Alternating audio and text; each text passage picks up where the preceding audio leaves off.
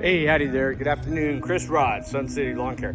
Today we're going to be doing another video on lawn leveling, and I just wanted to walk you guys through a couple basic steps. If you haven't subscribed to the channel, do me a favor, as 95% of you guys are not subscribed. Go ahead and hit that subscribe button, that bell notification, so you when I make one of these, you guys get notified, okay? Simple process, okay? Today we're going to be doing a sand leveling job, okay? He's got good organic material. As you can see, the Bermuda's already coming out of dormancy. There's a lot of yellow leaf tissue back over this area where the grass is pushing probably about 3 inches. Let's see if we get down in here. 2-3 inches in a lot of this. And then the green sprigs are everywhere, okay? So when can you do the lawn leveling? You really can do it at any time, but with Bermuda lawns, you really want to wait till you get that green haze. That way that you know that's coming out of dormancy and it's ready to start pushing growth. And when you're doing a sand leveling job, or if you're doing a 50-50 ratio of 50-50 or 50% compost, screen compost, and 50% sand, it's got the energy to push through that material. So we're simply scalping down. That's going to be step one. Again, we're going to take our mower, we're going to take our dethatching rake, and we're going to bring up some of this matted down grass. We're going to rake it back. We're going to bring up and cut down any excessive growth. We're going to bag it all and we're going to haul it off. Then I'm going to go get the sand from our local rock quarry. We're going to go ahead and start leveling this. You guys stay tuned.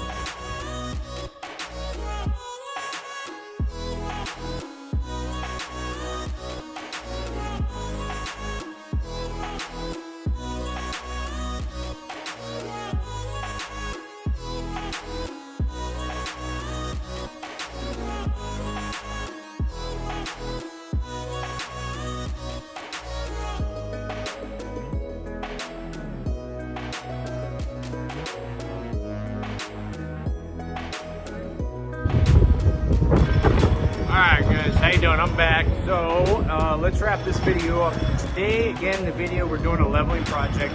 And the only thing I want to make this video very specific about is a couple questions that I'm getting in regards to lawn leveling.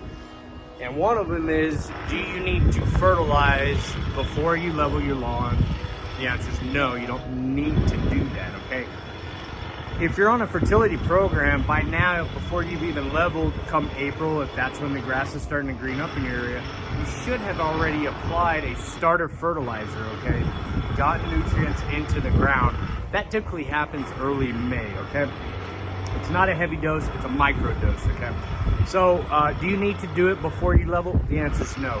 Can you do it afterwards?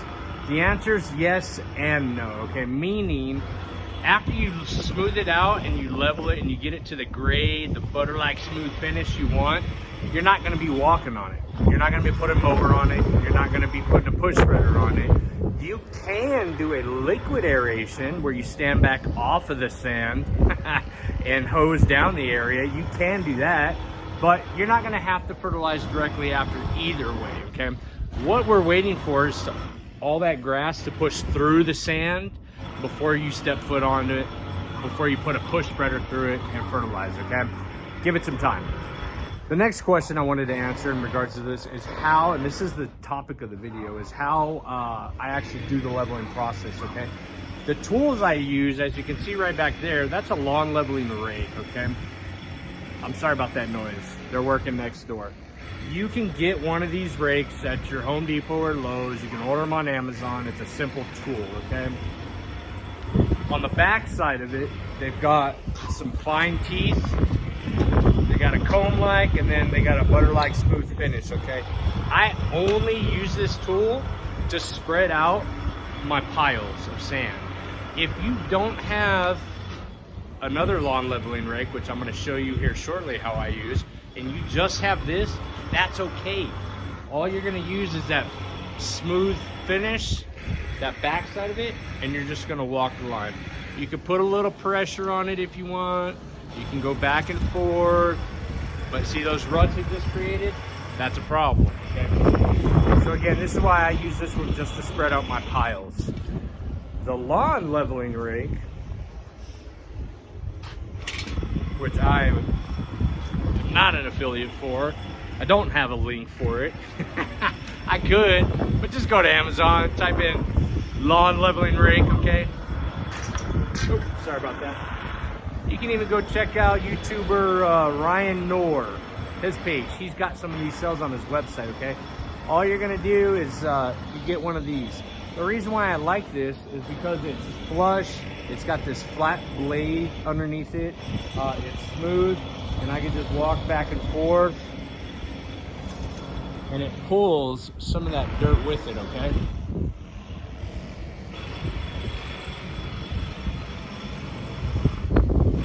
So the technique I use, which is really the second part of this video and the second question I wanted to answer, I'm sorry, the main part of the video and the second question I wanted to answer is how I actually do that. So you will see my demonstration right here. I'm gonna be going north, south, east, west. I'm gonna start in the center. I'm gonna do a circle around, and then I make a diagonal pass each side. So I do various types of paths here just to get it to that point where I like. So y'all stay along. Follow.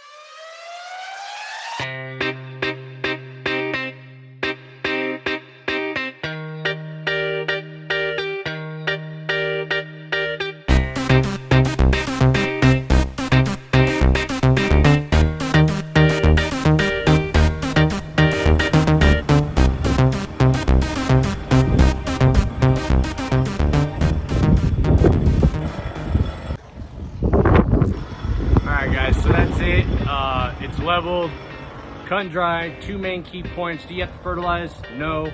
Can you afterwards? Wait until the lawn has grown through it. And then those are some of the techniques that I use. North, south, east, west. I go diagonally, and then I do a little pushing of the actual the lawn spreader there. I can't think of the name of it. After that, the last question that needs to be answered is how much to water. Okay, so the way that I'm going to coach you guys is simply this. Okay, we treat a lawn leveling rate.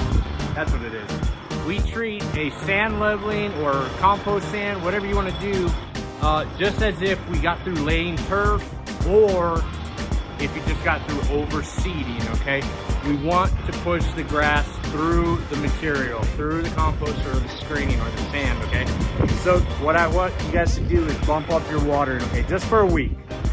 Go every day, in the mornings only. Okay, don't have to be 3 times a day. We just want nice watering in the mornings only. It doesn't have to be a complete saturation, because the last thing you want is that you puddle it. You just want to keep this soil moist so that it doesn't, in our case, I got 50-mile-per-hour winds coming in tomorrow, according to the weather channel. We don't want this stuff blowing everywhere, so we want to keep it nice and moist. Okay, keep it moist for the next week.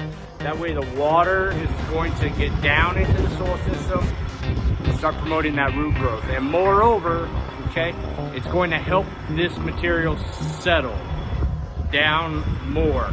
So it's not going to compact it or anything, it's just going to help it settle, okay? The faster we can get through that settling process and the faster we can get this turf to go through it, the sooner you can get out there and start mowing and start fertilizing and do whatever else you guys want to do to it. So for now, the rule of thumb is this, is stay off of it and water it. That's it.